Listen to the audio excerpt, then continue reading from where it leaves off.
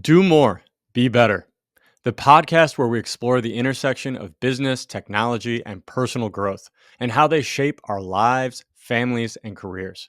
Every week, we dive into the stories of entrepreneurs and innovators who are redefining what it means to achieve professional success while maintaining personal fulfillment. Welcome. Let's get into it.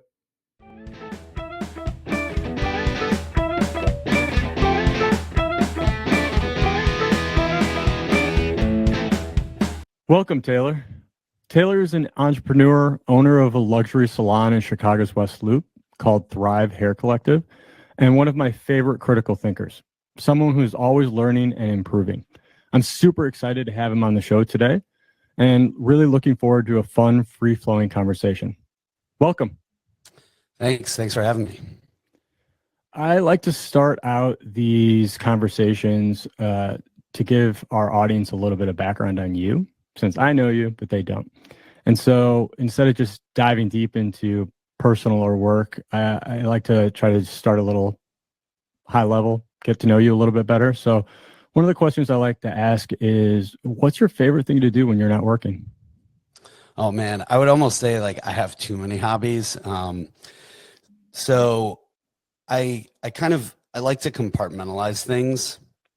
And one thing I like to think about like return on investment, right? So I have some things that I like to do that are just for me.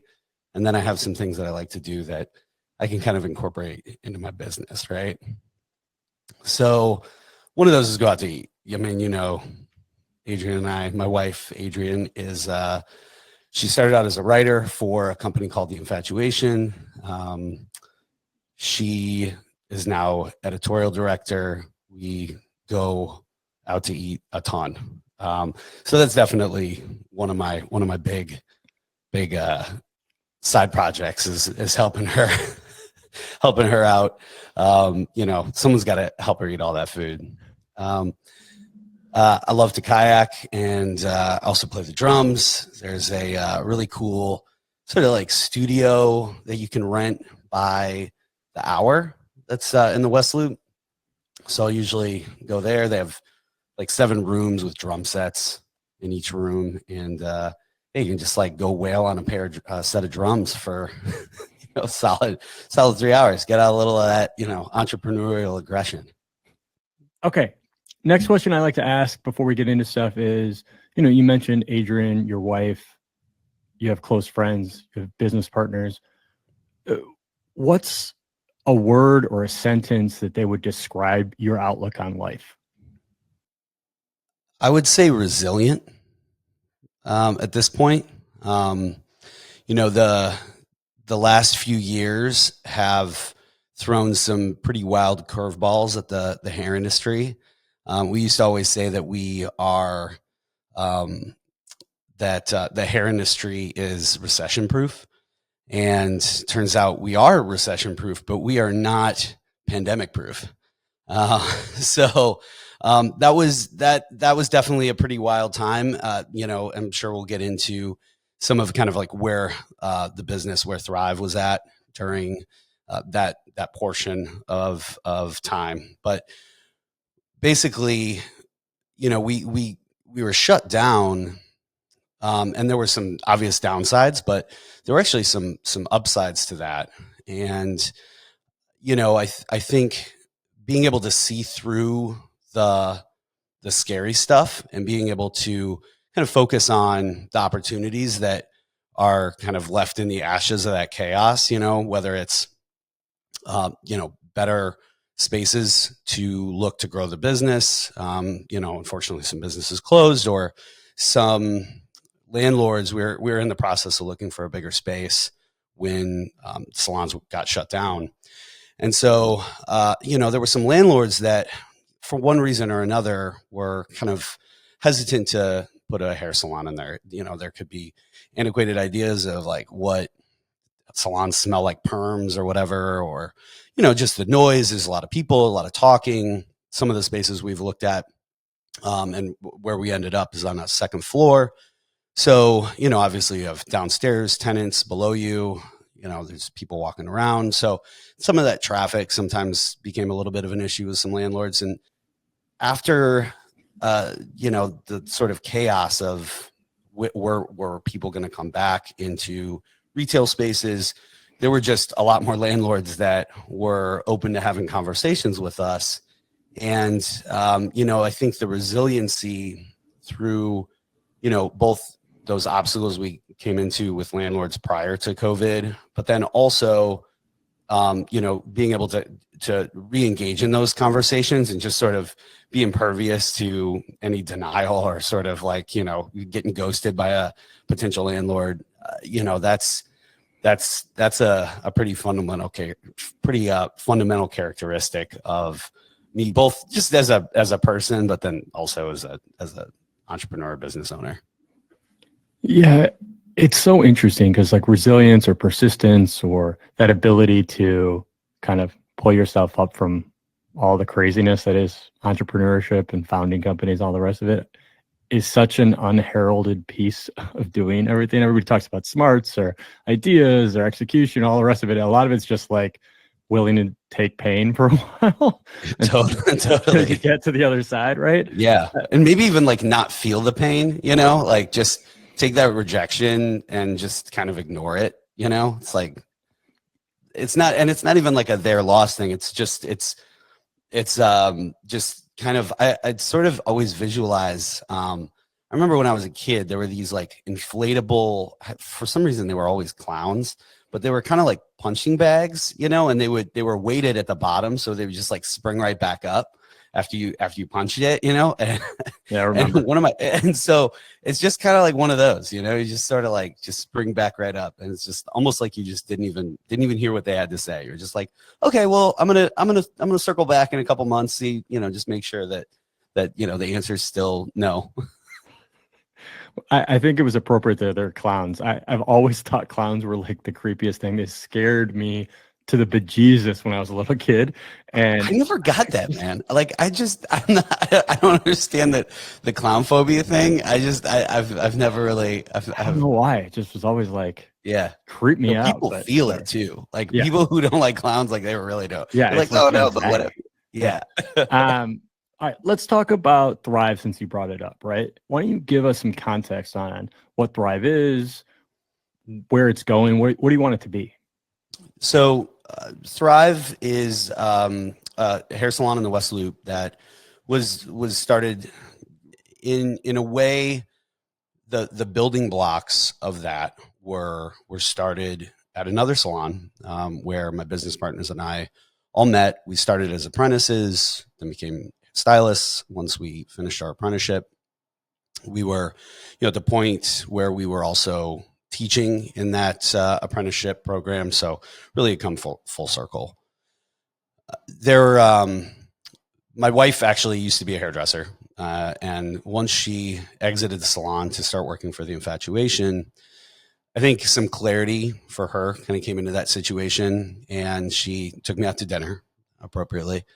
And she was like, hey, I don't know what's going on, but the guys who own the salon, it was a couple, she's like, something's going on with them. I don't know what it is, but there's been a shift. And I think you need to make a plan. And I'd known about salon suites as a business. There just really weren't any in Chicago. Salon suites, for those who are unfamiliar, it's essentially kind of like a WeWork or a co-working space for hairdressers, where if you want to be just by yourself, there's a chair, like a hydraulic chair for clients, mirror, some storage, and a shampoo bowl in one, usually like a 10 by 10 or a 12 by 12 space. And there just really honestly weren't any in Chicago. And around this same time, one of my clients came in. He was visiting me at the salon. He was like, hey, have you heard about this place that's opening up? He really didn't have any information. He said it was above a store that his wife liked to shop at. And, he was also talking kind of out of school. My old boss was like kind of cleaning in the room. And I was like, all right, let's not talk about this right now. So, but I kind of tucked it away. And when Adrian and I had this conversation, I went home and I started just searching, and I found in Cranes, the Chicago business kind of news zine I found an article about salon lofts opening above Free People, which turned out to be a women's clothing store. So I started a conversation with the guy who was doing all the marketing and leasing, and I made sure that there was enough space because they were in the process of signing the first leases, that I wouldn't just, I never wanted to just work by myself. Number one, I'm a hair cutter. I'm a cutting specialist. So I don't do any hair color. I don't do any chemical services or anything like that. And I shared the bulk of my clients that do hair color with a woman named Megan, who's now one of my business partners. And then I also worked right next to this other woman, Natalie, and we're just like work buds, right? We were just like really tight. And on top of that, we at one point prior to these guys starting to act a little bit dodgy, who we were working for, we were actually in a group that was the three of us plus Adrian, when she was still at the salon, in talks to potentially buy the salon. They sent out an email. These guys said, "Hey, we're considering doing like an investment, kind of a transition for partnerships and shareholder kind of style. We're bringing in a consultant and we're considering selling the business to our employees. If you're interested, come to this meeting." And it was myself and my two business partners and my wife were the only people that showed up at this meeting. They weren't asking for any money at the beginning. I mean, I don't like to be honest. I don't know why you wouldn't go to that meeting, because like, yeah, even if the answer is no, like, don't you want to know what the deal is? Like, who's going to eventually be your boss? But it was just the four of us, and I thought that was really appropriate, honestly. The three of us, and really the four of us, always when problems would pop up in the business, if there was a change in some sort of decision that our bosses made, rather than just complaining about it, we would always talk about what we would have done differently, whether that was better or just different. And I always knew that these were my people, that it wasn't just like, oh, who can I grab onto to jump onto a life raft? It was really like, who do I align with in my ideas of what the beauty industry has to offer to clients, has to offer to other stylists, and those values really aligned with all of us. So immediately I didn't have to write out a chart or anything. Like, who do I want to bring? It was Megan and Natalie. And so I set up a meeting with them, and we started to build the blocks of what Thrive would be. And we found a space they were opening two, and our salon that we worked at was right in the middle of the two. And so we really had to decide, like, do you want to anchor more in the like downtown kind of central business? It was sort of like the Gold Coast in Chicago, or do we want to start to migrate our business over to the West Loop, which at the time was, it was definitely still developing a lot, but it was across the river. And we were like, okay, like, this is going to be a little different for some of our clients. We're going to have some tough conversations with potentially people maybe not wanting to follow us all the way over there. So we decided to go to the West Loop, and that was after a lot of conversation around, where do we see the city? How many cranes are there? Where are the cranes? And we really sat down and did like a pretty detailed analysis of that. One thing that I really love about my two business partners is we have a few things that do overlap, but by and large, we're like a perfect Venn diagram of strengths and weaknesses. And we really don't have something that is a weakness that somebody else isn't great at. And I'm a little bit more analytical, and we kind of like did some forecasting on some of that, and then sat down as a group and decided to move to the West Loop. And the plan was to be there for 2 years. We signed a 2-year lease. We broke down, because those are individual spaces, we broke down 3 units and combined them. And so we had like a little mini salon. And when we did that, we circled our calendar for December of 2019 would have been our 2-year anniversary. And immediately we started looking for new spaces. We knew that this would be a long process, so we wanted to get ahead of it. I think actually some of our first tours were maybe after we were like 4 months old. And that was tough because we were just a baby business. You know, you're really not established. You don't have a track record. And when you're in a really booming part of a city or any town, really, like you might face some scrutiny from potential landlords, especially if, you know, they're doing a full renovation. They're, they're not just going to let anybody rent their space. So that was kind of the beginning of learning to be really resilient with being kind of told no or just sort of things fizzling out with some of these deals. And I was honestly in December of 2019, leading up to that, even just feeling really defeated. And we had also brought on our first employee. She was somebody from that original salon. She really wanted we always wanted her to be our first hire. We just wanted to do it when we were at a full large scale space, but she was ready to go. And I had a conversation with her where I was like, okay, like you're putting your trust in us to to to come now when we're going to be kind of on top of each other. But I need you to know that like I'm doing everything I can to open a salon, and this is the timeline. And I didn't hit that goal, and I had to have a very tough conversation with her that this was going to get extended out. And fast forward a few months, and you know, we ended up being in an even better position because we were at a salon suite space that not only offered some mobility in terms of, you know, we were 4 people in 3 spaces, and I was able to kind of move over to an extra loft so we could, you know, go by distancing guidelines and everything that we had to follow.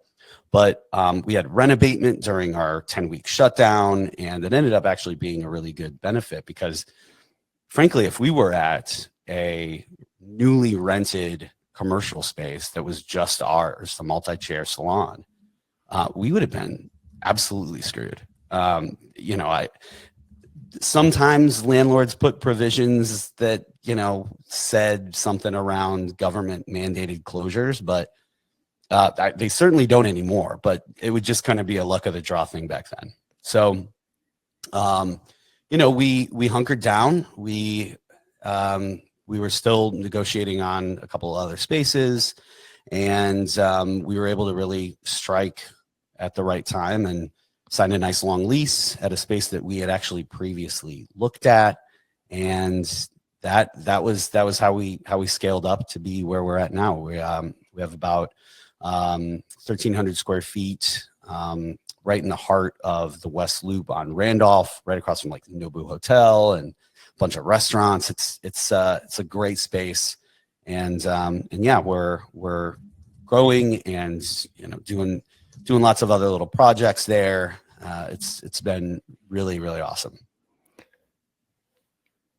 For our audience, is a salon just, you know, hair coloring, chemical hair cutting, or is it a spa, or like how do you think about where you sit in that ecosystem? So, I mean, I have my own sort of philosophies around this. I'm a multi-generational, or I come from a multi-generational family of hairdressers. My grandma was a hairdresser. Both my parents owned a salon my whole life. So, I grew up in the business. I grew up hanging out in the salon after school, and the salons and spas to me have always been sort of a separate thing. I think each one of those things kind of brings with it its own set of kind of byproducts, right? Um, if you're at a spa, you really want a quiet environment. A hair salon is typically not a very quiet environment. I also think, you know, a lot of times people go to a hair salon, they kind of want, you know, a space that smells a certain kind of way. nail salons smell a different kind of way. So your ability to segment those out, I think, is really important. My parents' salon was in a really cool building. They recently retired, but their salon was in an old train station, and that train station had uh, vaults, like a bank vault, on every floor. There's four bank vaults, and they were able to turn one of those vaults in their salon into a spa. It was a 2-room spa. So once you were in there, it was just like complete isolation. You couldn't hear anything coming from the salon. And so, that started to kind of form some of my ideas when they did that. Like, oh, this, like, you can actually have sort of treatment rooms that are separate from that. So, I think even just being around some of those conversations where my parents were deciding how they were going to take advantage of this space. They always, they loved getting massages. Their massage therapist said, "Hey, if you ever, decide to add a massage room, I'd be interested in having a conversation." And so when they started to move into this space and do some of the demo and build out, that was those conversations were happening at my dinner table. They, typically ask me, "Hey, how was your day at school?" And then we'd start talking about what was going on in the salon. So I really got, like, you know, just kind of a real grassroots idea of what a lot of those conversations looked like from a really early age. And it started getting me really thinking about what, how can you optimize for the client experience and for the stylist experience? Because really, in a hair salon level, you have two customers. You have your clients that are coming in for services. You also really need to keep in mind the comfort and vibes of the stylist, because especially in, like, the landscape as it exists right now, salon lofts are out there. We started there. It's part of our story. So we have to acknowledge that if a stylist isn't happy working at Thrive, they can go literally 3 blocks, 4 blocks away and go work at a salon suite. And whether that's just keeping the communication open with them, so they, what their pain points might be, what they think could be better, knowing how they want to grow in their business and trying to find opportunities to do so. We a lot of times have conversations with our stylists. If they want to teach a class, they're able to, block out the space and utilize our space to put on a class. We have, our stylists that work there have done that quite a few times. And being able to have the freedom to be heard in some of those ideas, but then also have owners of the business that are willing to help them actually put things in place to make those classes happen, or a photo shoot, or whatever that is. It's really important to stylists, because that creative freedom can a lot of times be stifled by a lot of the more traditional salons that don't keep those things in mind. And that's how businesses like Salon Lofts and Sola and all these other salon suites, that keeps them going. That keeps the lights on there, because we're entrepreneurs, but we're really creative, and we've got all these little ideas and these things that we want to constantly do. And those things sometimes have a real hard time operating within the constructs of, like, a really traditional salon that just, you come in, you get your hair done, and then, the lights turn off at the end of the night, and that's it. So that brought up a bunch of questions I have that are more business oriented than like specific to a salon. But again, part of why I like talking to different people is learning, right? And so as I hear stuff, I'm thinking about things like, what are your unit economics for, like, what's your overhead for running a salon? If your stylists are your most important sort of resource, right? You need to keep them. You are obviously optimizing towards that. Where does that fall in that ecosystem of kind of what's your base level versus adding people versus they want to get creative and they want to do X, Y, or Z? How do you factor all that in? Yeah, so this is something I've been thinking about a lot. The other business outside of Thrive that I've been working on, and I'm really excited about it, is called the GrowOut. So the GrowOut basically, I've accumulated all of these notes and this data and these spreadsheets, and it felt really crazy to just kind of like toss them to the side, unless we wanted to open a second or a third location, which I'm nowhere near feeling like doing right now. Maybe eventually, but uh, not immediately. And a good friend of mine who's a hairdresser was in. I was cutting his hair, and he's like looking around. He's like, "Man, this is awesome. I I would love to have something like this. I'd love to open something like this." And in that same conversation, he was talking to me about adding, because he had brought on a first stylist who was working with him. And then his brother's a stylist, and he was kind of taking some of this guy's overflow. And he was building his books, and he was thinking about renting a third space in one of these salon suite companies. And I was like, dude, the overhead at the salon suites is equal to what our overhead is here. And he was like blown away by that, but he, was a little skeptical. And I'm really transparent about the numbers. And we sat down and I kind of gave him our breakdowns. And we started to have a conversation about what it would look like for him to open a multi-chair salon. So I started coaching them on how to put some things in place. And one of those things that was really pivotal to both him getting the SBA loan to open his salon, which opened a few months ago, but also to like really help kind of solidify this idea that this is something that is useful for people. I had taken the 3-year projections that the lender, the SBA lender, had asked for. It's a lot of work. It's a ton of rows and columns of data breakdown of what's coming in and what's going out. And that's super overwhelming for hair. I mean, a lot of hairdressers go to cosmetology school straight out of high school. Some people do some college, maybe not. Chances are, if you ended up in hair school, like, you weren't loving math. I mean, it's a broad generalization, but it's pretty true. So, being able to sit down with him and give him, basically being able to sit down with him and take in some of his data, by just asking some simple questions that were that I built into this chart. What does he expect a 3-year stylist?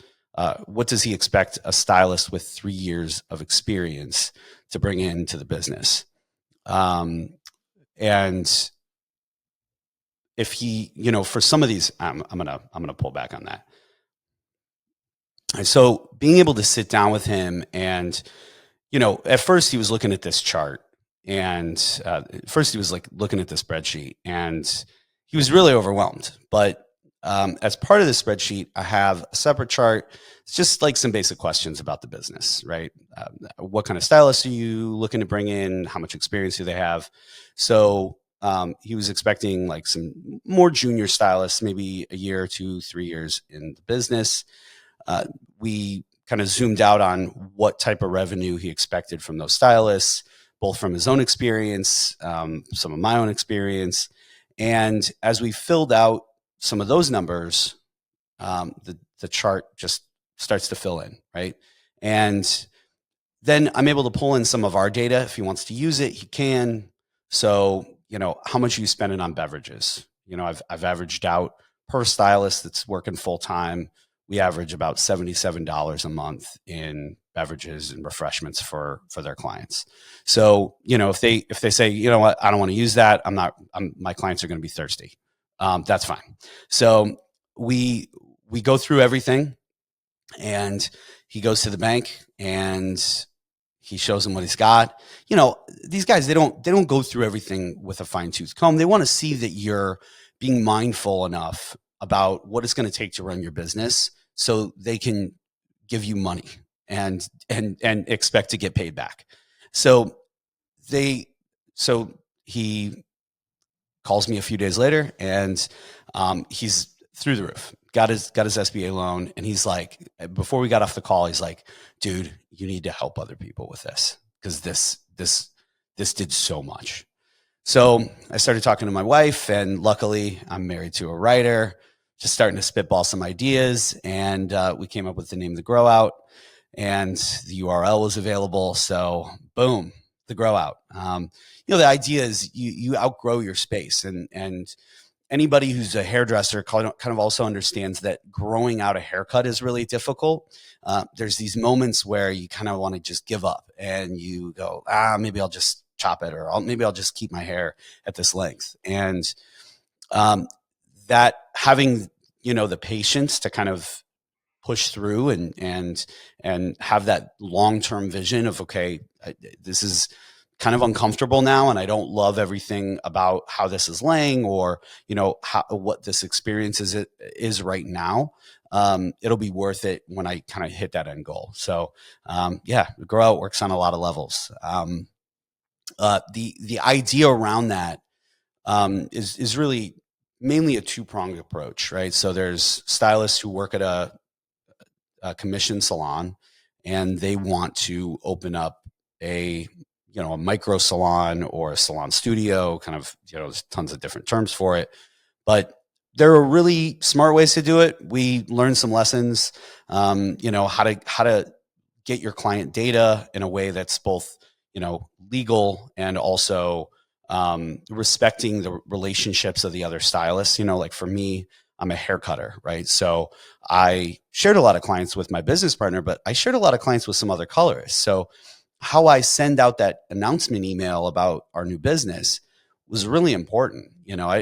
I bucketed all my clients into like 5 different buckets, and they got slightly different emails because I didn't want to burn any bridges with some of these other stylists. So there's all kinds of just these different things that you start to kind of accumulate when you launch the salon suite, and then even bigger, broader course is opening a multi-chair salon. So there's a lot to figure out with that, right? And to kind of go back to your original question, what kind of salon do you want to run? Do you want to have a commission salon?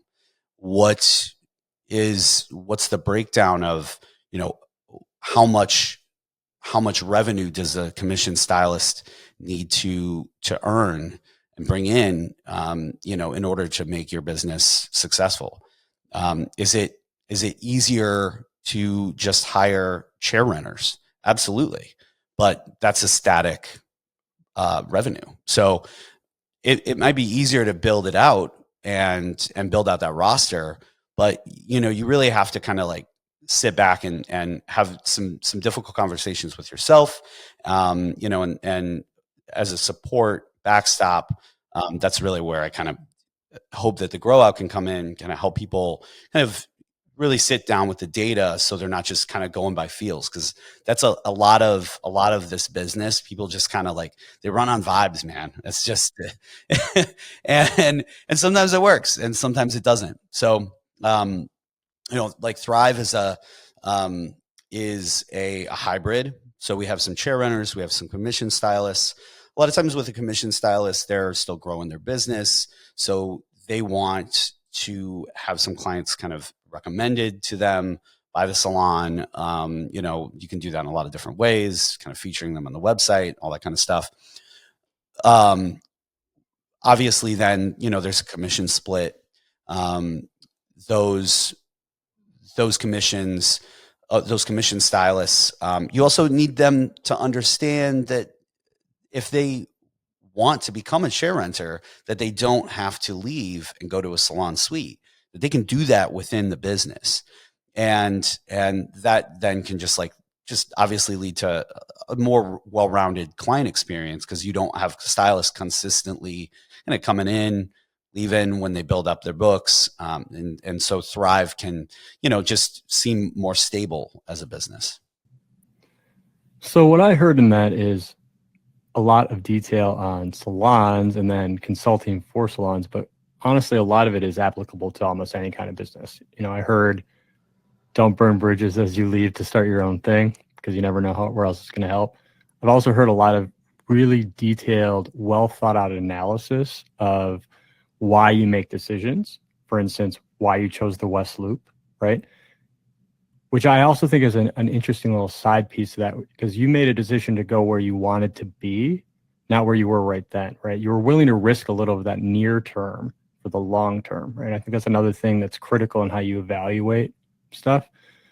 But I think the other question I had out of all this was, so if I'm building a business, I make the evaluation, I go through the process, I just don't know what I don't know, right? And so playing a little bit of devil's advocate, isn't that what a salon suites is for or a franchise is for, right? You just pay the fee, you don't have to worry about it. They deal with it. You just kind of stay doing your thing. So if I'm trying to think about, I'm going to start a salon, why am I making that decision to go entrepreneur versus, franchise or lease a spot within a salon suites?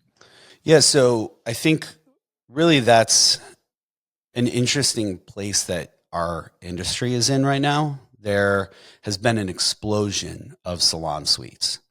And what's happening is a lot of people who made the decision to break free of the salon that they were at, they they coasted for a bit on like, man, screw that guy, or that girl that I worked for, like, I'm here. I've got my wings. We had a little bit of that ourselves, man.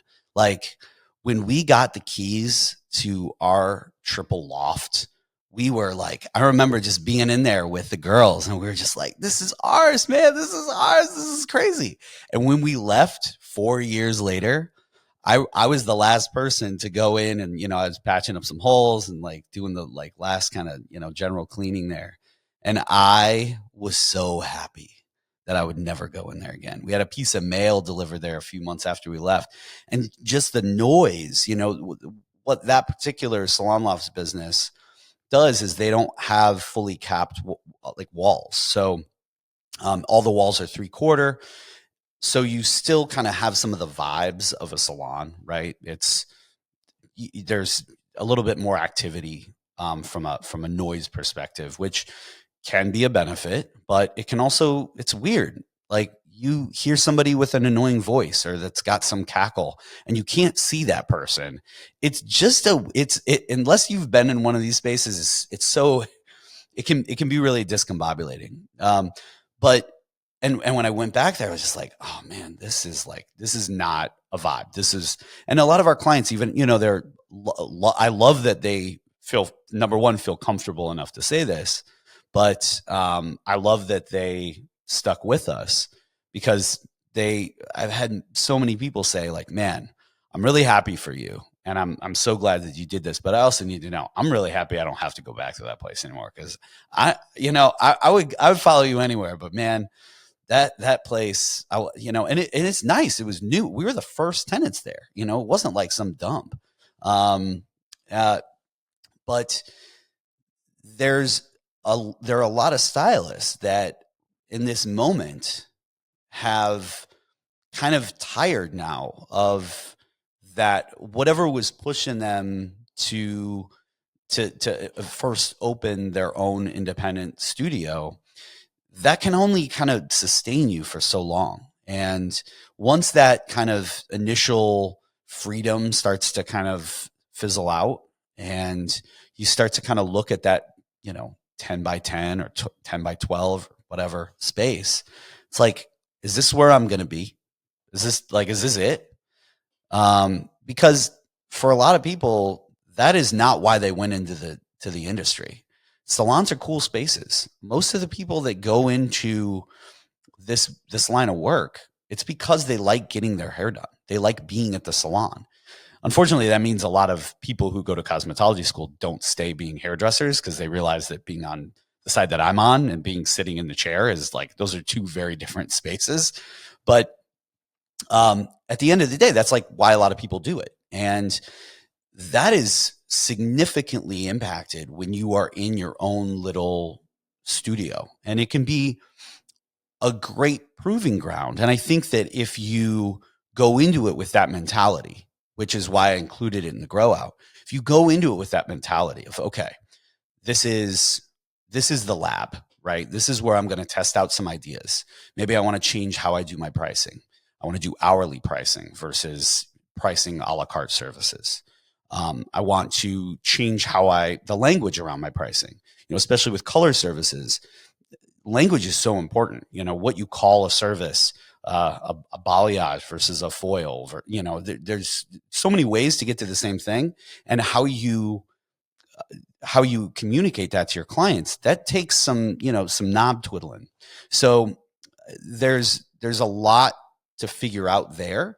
And if you can really focus your energy on that being why you're there, and then having that goal to grow and open a multi-chair salon, even if it's a small space, it doesn't have to be a 16 chair salon. Maybe it's a 600 square foot space that it's you and one or two other stylists, or even if it's still independent, but you're able to find a live work studio somewhere with a dope location. Like, those are all things that you can get the groundwork for while you're at a salon suite, because they're turnkey. What's really important about those is you can quit the salon that you're at, and you can open up like in a day. It comes with all the furniture you need. You don't have to run any plumbing. It's just like boom. So, but really, what it boils down to is those those stylists that all started filling out all these salon suites are right now starting to realize that that's not their end game. And if they didn't kind of start that journey at the salon suite level with a clear plan in place, it can be really tricky to figure out what the next steps are. How do they get there? What the lucky thing is that usually, in order to open one of those, depending on the state, you need to have a salon license. So each one of those booths has to have a salon license, which, depending on the rules and regs of the state, sometimes then you for sure need to have some sort of like business structure, right? And so by establishing that, if you've been there for 2 years, now you can start to have conversations with SBA lenders to do a build out of a salon space. There's typically some cost involved. It's not as much as a restaurant, but it's definitely more than a lot of rack retail type businesses. There's plumbing, there's laundry, there's certain things that salons need that can kind of add a little bit of a cost to a build out. So being able to have those conversations with SBA lenders that can give you a good rate, and not some of these like predatory sort of like business capital ventures that are out there, that can be really important. And those salon suites can be a really good like proving ground for a lot of that stuff, but also give you that track record when you have to go talk to those people. That's interesting. I thought as like an outsider who's never obviously owned a salon, sort of viewed the salon suites more of a franchise type of deal, almost, kind of, right? Which is like, if I cut hair or I do hair coloring or whatever it might be, and I didn't want to do the W-2 thing anymore, like work for somebody, but Yeah. I didn't want to like go full blown do my own thing, right? You can kind of like dip your toe in the water, which made me think that if you go into that world, you're just trading kind of one thing for another, and you might get stuck there. But it seems like actually in this world, you actually probably already figured out you're at least willing to try the entrepreneur thing, because you have more steps to get there, to even get to the salon suites, than somebody else might. Am I understanding that correctly? Yeah. So you are kind of on the right track. I mean, basically the salon, those are franchises, but essentially they're really just multi-tenant landlords. So some of them are owned by a parent company. So like Salon Lofts, they own or rent all of their locations, and that corporate entity is the landlord for all tenants that are at Salon Lofts. There's another company called Sola that is a franchise. So if you, let's say you even owned a building, you could say like, you know what, I'm going to do a build out and put a Sola salon suite in, the ground floor of this building. So, but then you end up, if you're the kind of the operator of those, they kind of have all the same issues that salons have, but then they have like weird multi-tenant issues, especially since there are no capped ceilings on any of those places. And I mean, dude, I won't bore your audience with the ins and outs of the melodramas that can unfold in some of those spaces, but man, it's wild. Like it's just it's like so and so is talking too loud. Like I mean, you have to do some construction. You put up some cabinets. There's hours that you're supposed to work. I ran into a situation where I was doing it on a Sunday during the NFL playoffs. I didn't want to be there, and some guy in a loft adjacent to me was doing a client, and he didn't like that. So he like filed a noise complaint, and then I had it was just like the mediation stuff that you have to go through with some of these. You think you're escaping it. You're like, oh, this salon that I'm working at is so full of drama. I'm gonna go to my independent studio, and like now you just have different drama, right? So so those there is some like sort of pooled resources, right? So a lot of times with those, there's like a booking platform that they offer, right? Now, is it the best user interface? No. Is it gonna be tooled exactly to what you call your services? Not necessarily. Luckily, there are a lot of different options out there. Some are, easy to scale down to the salon suite level. So like in the GrowOut, that's what I kind of get into with each one of those steps, right? The salon suite, or with the salon, multi-chair salon, evaluating like what you need out of a booking platform, right? So do you want to use the sort of kind of template that the salon suite gives you? It's not great, but it'll do the trick. If you want to keep your overhead low, it does offer some stuff, but yeah, they do not really care if you stay or if you go. So I think that's probably where they differentiate from more businesses, or most businesses. You're just a tenant, so they have they're like, hey, this is it. This is the space. This is the one we have available. Would you like to rent it? No. Okay, cool. There's a decent amount of turnover in those places. They can tend to, sometimes the people who stay there for a long time, maybe there's a reason that they've hopped to a bunch of different salons in and out. They might not play well with others, we'll say. So sometimes these people just need to kind of go in their little salon suite, and that's cool. There's some utility there though, like long term for some people.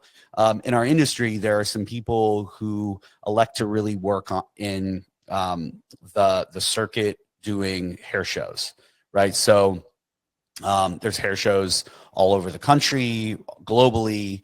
There's platform artists, what we call them. Typically, they work for brands that sell, all the products that you see in salons.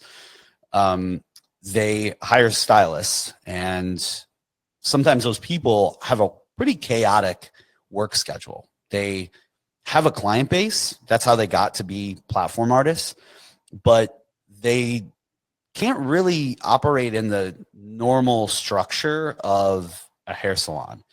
They want to be able to work late at night and have keys to get in and out. Their clients are super loyal. So if they're just in Chicago or New York or LA for, a day, they'll get their hair colored at 10 o'clock at night. They don't care. And so those stylists work really well for salon suites. They can then just kind of be as busy as they want or not at all. You know, they can write off the rent. It works really well for some people long term, but typically, typically, like I said, you know, it's one of those things. It's like it's really good for a bit.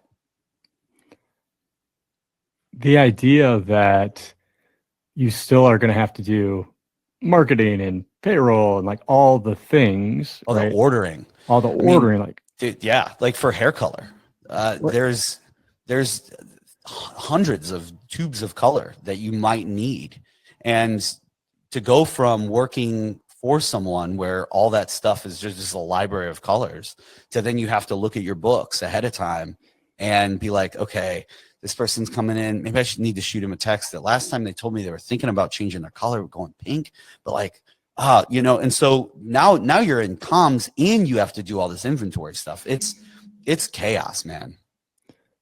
Do you think there's a benefit to sort of a brick and mortar business versus a digital business? You're building both, right? And I've always thought that there are inherent benefits and disadvantages to each, but you've done both. And so I'm curious what your thought on that is. I mean, things like marketing or overhead or your general cash flow. What do you think? Yeah. So, I mean, I love this kind of idea of having both, especially because I've had a job really my whole working life has as a stylist, where what I'm doing as a stylist is it's siloed from anything else. I can't I can't do any, you know, online shopping or marketing for my business, two things that are completely different but digital, while I'm doing a haircut, right? And you know, while I'm doing a haircut, I have a client in my chair who's got their laptop out, who's working, who's doing a little online shopping, who's making some bookings for their vacation, who like doing so many things and able to not just multitask really because they're doing one thing at a time, but they're able to compartmentalize things into you know, an hour while they're getting their hair done. So like like throw one more thing on there. So um this idea of being able to have a business that can operate, you know, that I'm the the idea of having people, you know, if it's their off day while I'm at the salon, they can be taking one of the courses at the GrowOut and I'm doing a haircut. And that's such a different way of thinking now for me, and it's really tapping into something that I really enjoy about kind of building a second business. It's not gonna detract from the business that I already operate in, because that's the other thing is like some other things that, you know, I was a while ago, like really during lockdowns, I was really frustrated with the options for booking platforms. And this idea I was going to build a booking platform. I tried a bunch. I'd done a bunch of, you know, tests and trials on all the booking platforms, the top ones, and they all get it like 70% right. And what's wrong with platform A, platform B solves, but then they come up with a bunch of other problems. And if somebody could just figure all that out, I was like, dude, this would be everything. But as I started to utilize some low code and no code solutions to trying to build out the framework for that, I started to realize it was going to take me away from the salon, and I would have to make a choice at some point.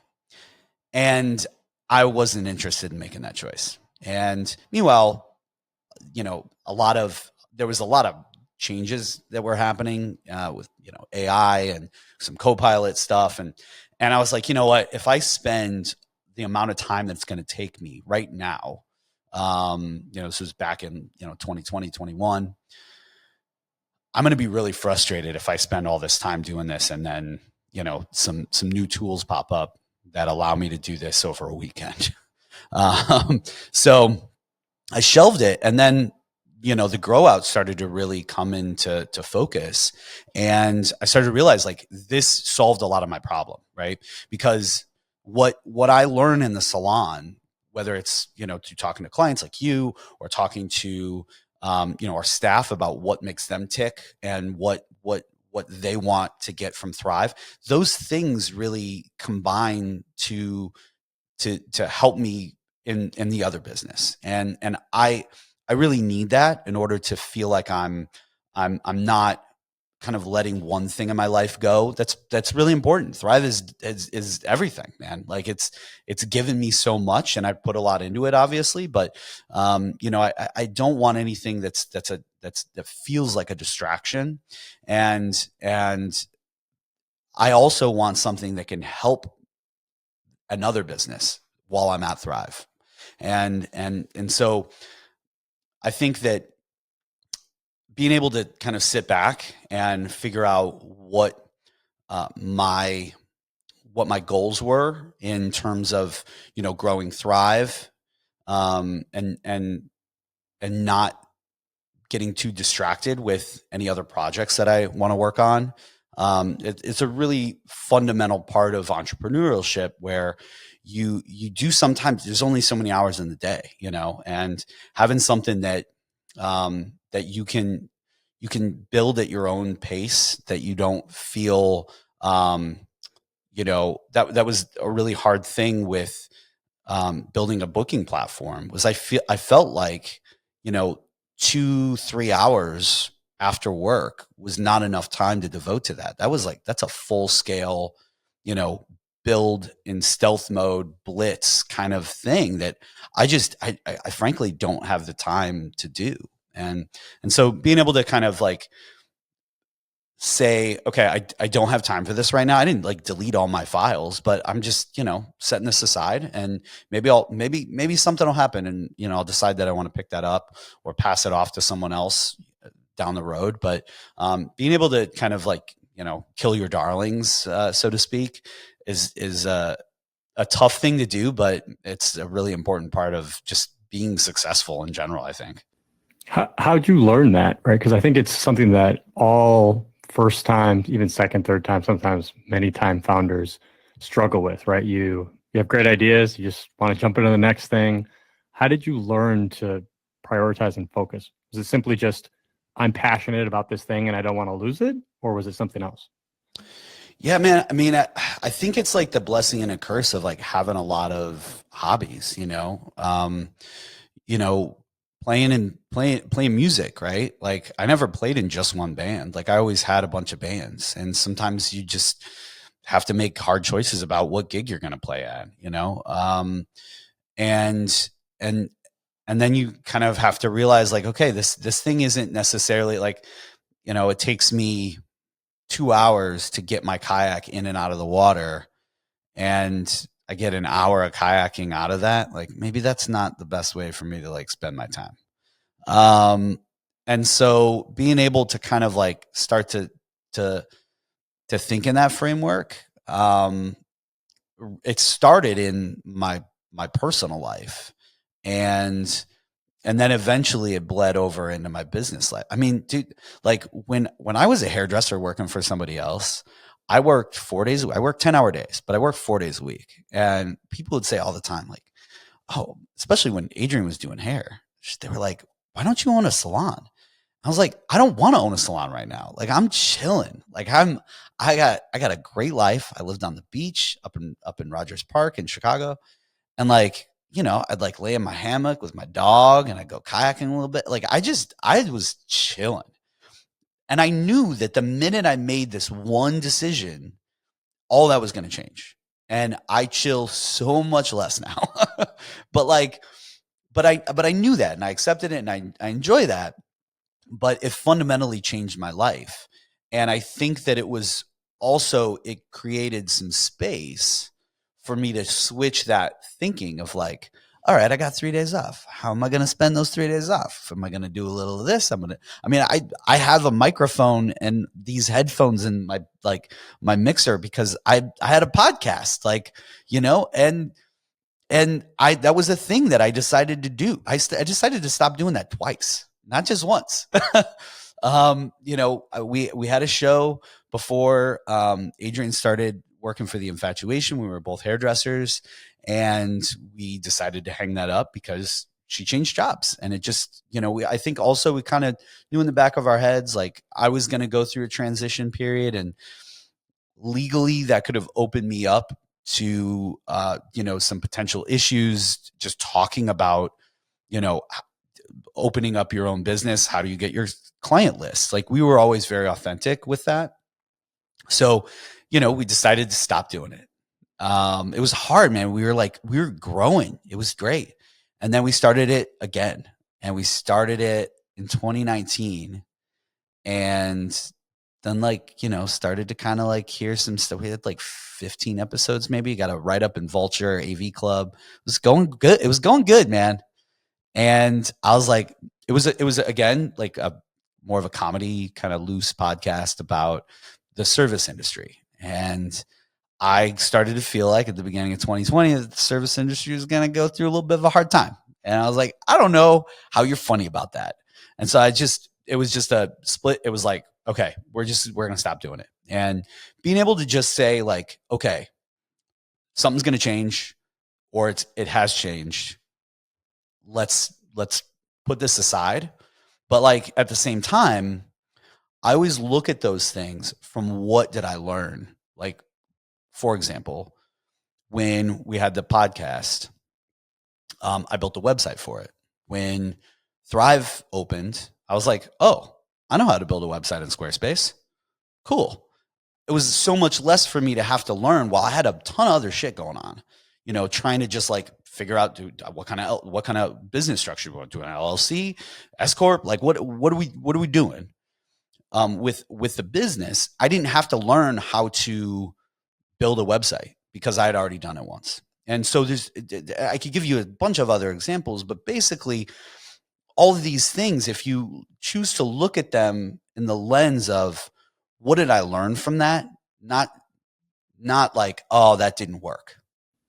It can be a huge benefit to you. Let's close down on Thrive for now. I'm sure we could talk forever about it. But one thing that I've always thought was interesting on your website is you have this quote that says, "Our success is your confidence." And I always really liked it because I think it's a little bit of a play on words. At least the way I read it is a little bit of a play on words. Yeah. Where did that come from? What do you feel that embodies for Thrive? So that was actually something that we talked with our branding agency quite a bit. One thing that we did, we were very smart about this. Had a lot of conversations about what's our brand strategy. We didn't realize we were having brand strategy conversations when they first started. We were like, let's have a brand strategy meeting. It was, after work, we would talk about what words described where we were going. Did we want to do a play on our names? Did we want to have something that, was a little bit more vanilla? We played around with a lot of different things. We liked, there's three of us, so we liked kind of the try kind of idea, but none of them really stuck. And obviously thrive is a different word, but it kind of has that same sort of feel. And we like it because we decided not to be Thrive Salon. We wanted to be called a hair collective for a very specific reason. And that is, we want it to feel like you could do a lot of different things at Thrive. If you want to be an educator, you can do those things at Thrive. If you want to do a photo shoot, or if you want to try and figure out how to do a mobile bridal business, if we can be a conduit through which you establish a business, even outside of Thrive, we want to be able to help facilitate those growth opportunities. So when we started to come up with our name, we were like, okay, how are we going to do our logo? This was when we were in our salon suite, and my business partner, Natalie, she has one of her cousins is a graphic designer, and she was like, hey, She said she'd do it for free. Let's just like send her, we sent her like a box of, a bunch of products and stuff as a thank you. But like she did it totally for free. She was super excited for us. She wanted to be a part of it. She wanted to be a part of that story. And we loved it. It was great. It had like 3 triangles. It was cool. It was a cool logo. It was a great placeholder, and it was free. So when we knew that we were going to grow the business and we got the lease signed, and we were like, okay, we're going to have signage. We're going to have a lit sign that hangs off the side of the building.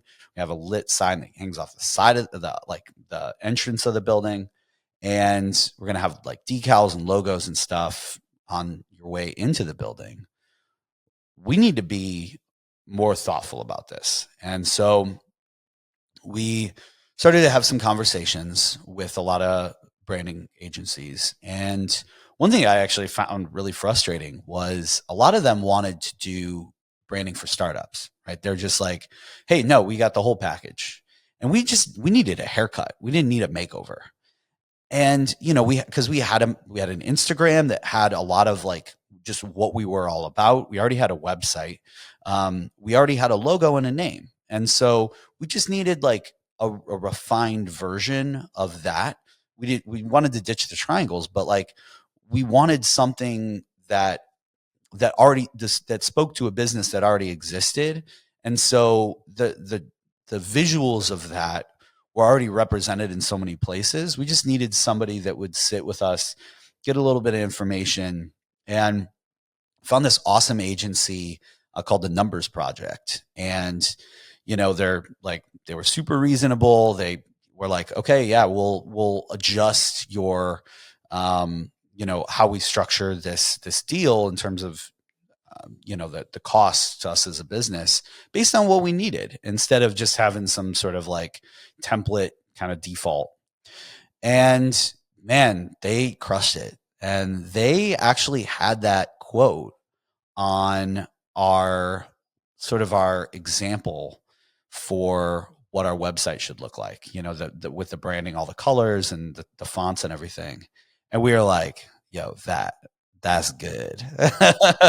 That is good. That it just, and I think that was just a reflection of them understanding us as a business and really sitting down to take the time with us. And we were like, hey, it's okay if we use that, right? Like we're not, like, I mean, we paid for it kind of, so like we can use it. And they're like, oh yeah, no, if you love it, like take it, use it.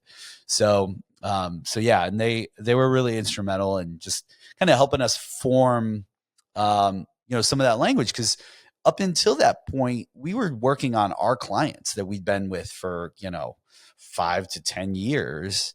So, yeah, you look at it and you love it, but, we also needed to think about clients who have never been to our salon. They find us on Google or whatever, and then they go to our website, and how does our website make them feel? And that quote just really, really focuses in on it. I love it.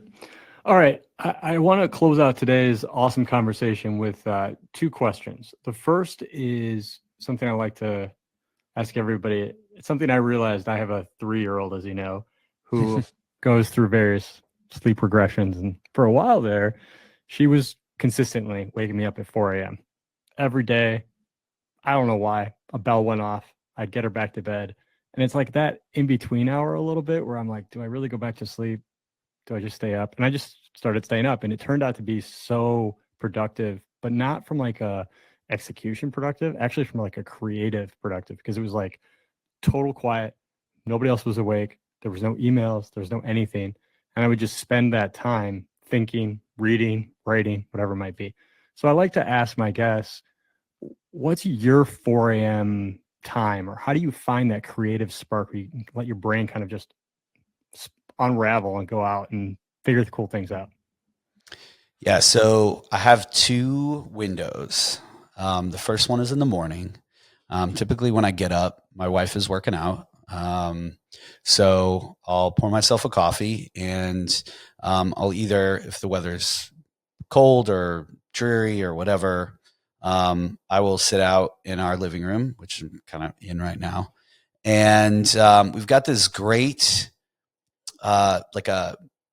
it's a lead glass window that refracts these beautiful rainbows all over our place. In the winter, just because the sun is low, we don't really get it in the summertime, which is fine because we have a really great back balcony off the main bed, where we've got this, like, we bought a couple of these like hanging chairs. They're like those like hammock chairs, and it's just something about hanging that I just like immediately just chill out. It's crazy. So that's my morning situation, right? So typically from like 6:30, I usually get up at 6. Between 6:30 and 7:30, I have that window where I can just kind of not have anything else going on. You know, I try really not to open up my phone at all, so I don't get distracted. I don't put a podcast in. I just want to kind of be alone, like with my own thoughts. And whether that's just taking a moment, I got very into meditation, like in 2017. That is very helpful, just to kind of really facilitate that sort of inner dialogue. I'm not like super woo woo about meditation. I felt like until then I couldn't quite grasp on to some of those thoughts. They would just sort of skitter across my brain, and then either wander off, or I'd get lost in them. And being able to have a bit more of a like kind of solid ground with those thoughts is a big part of like that meditation. So sometimes I meditate, sometimes I'll do some writing, particularly for the GrowOut, or like, you know, just sort of, even it's just sort of like kind of any sort of like creative writing. But yeah, so I have about an hour in the morning, and then Adrian likes to go to bed on the earlier side for us. Like, I mean, early is still like 11 o'clock, but I like to stay up late. So right behind me, I have my record cabinet. We moved into our new place. Like, I've always wanted a record player, and so I'll just like put on a few records, just kind of dim the lights, and sit on the couch, and be able to kind of facilitate again a lot of those conversations with myself. Whether it's, I don't meditate at night, but you know, sometimes I'll just sort of like sit and just stare, you know, and I'm thinking, I'm just thinking, you know. I'm a big podcast listener. I love podcasts. They're great. I listen to hours and hours a week. I have about a 17-minute walk to and from work. But one of the things that I've noticed when I'm walking and listening to like I had to this morning, I listened to a lot of podcasts that come out on Tuesdays, and I wanted to be very mindful. We started our recording at 11 o'clock. I had some morning, man. Like, and I was just like, don't listen to any podcasts, because those voices, they silence the own voices in your head. I have a busy brain. And so that's the goal sometimes, is to just tell my brain to just just stop thinking. And I need those podcasts for those times, but just kind of knowing, like, just don't listen to anything right now, you know, that maybe listen to Sal's podcast, but, but I just, you know, I have to, again, I'm all about the like compartmentalization stuff. I really try and be a little bit more mindful about when I'm choosing to listen to things, and when I'm choosing to just sit there in silence and kind of be with myself, be alone with myself, not looking at my phone, not doing it. I think a lot of times people start to lose their connection with that stuff, and being more mindful about when you're choosing to engage with those things. Like, you know, when I'm on social media, that's like a part of my job, you know, and I have to do it. I have to know how other people are posting stuff, so I seem like I am not lame, you know. Like, so it is still kind of work. So you're watching other stylists, how they're posting, how they're framing their videos, and what songs they're using with stuff. It's still, it then makes your brain start to work about work, but then you need to kind of like maybe set the phone down and kind of like think about like, okay, what clients do I have coming in this week? How am I going to strategize my content? All that kind of stuff. So I think for me, those morning times are really important. But those evening times, I can stretch them a lot longer because I can stay up as late as I want. I'm a big boy. Like no one's going to put me to bed. So I tend to kind of, sometimes 2, 3 o'clock in the morning. I finally like shut the laptop. I'm like, all right, I need to go to bed. I love it. All right. Last question. Do you have any closing thoughts for everyone here? Anything about what we talked about today? No, man. I think, hopefully this was, insightful part. I think a lot of times people, they don't realize, that there's sort of like this whole sort of other part to our industry that, they come in, they get a haircut, and I like that, hopefully, not everybody wants to talk about what your business looks like. I know you and I do. But hopefully this kind of gave some insight to people who, a lot of us all get a haircut and, need to visit these businesses. And I think that, it can be interesting to, even have a conversation with your stylist about sort of, how they think about their business and where they're going with it. I mean, I think my guess is a lot of your audience has a business mindset. And I think even facilitating those conversations with their own stylists could potentially help that stylist start to come into a place where they can form an idea where they're going with their business. And I think that, just always just sharing those ideas with people. I mean, you've given me ideas for my business that I've taken and run with, and then you asked me to come on your podcast. So we're clearly vibing on that frequency. Right. And so, I think just being unafraid to, ask questions and have those conversations can always just like lead to some really cool stuff. So yeah, and I appreciate you having me on the show, man. How can people find you? Socials, website? Yeah, so Thrive Hair Collective is the website, and Taylor_Kane, Kane, is my Instagram. I do, some fun videos. I won a little award for one of them right back there. I did a Home Alone parody. That is my Oscar-worthy moment. So yeah, it's not just a bunch of haircuts. Occasionally I'll throw a little curveball in there and do some bootleg cinematography. It's great. I forgot to tell everybody when we started that we were talking to a celebrity. So, Yeah. Thank you so much, Taylor. It's been a blast. I will make sure that the audience sees all your various links and all the things, and hopefully we'll do this again soon. Thank you. Awesome. Thanks for having me.